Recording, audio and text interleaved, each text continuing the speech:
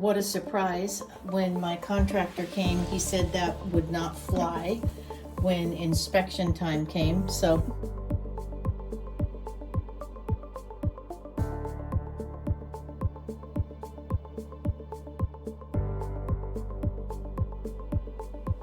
the bathroom is done, and you can see one of the residents here is very happy about that.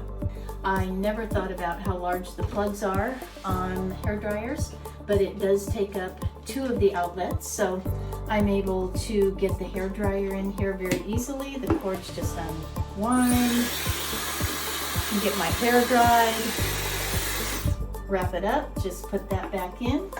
Also able to get the flat iron, can get it up here, get it on the counter, turn it on. When I'm done, I can go back into the sleeve, and it also just kind of winds back down in there.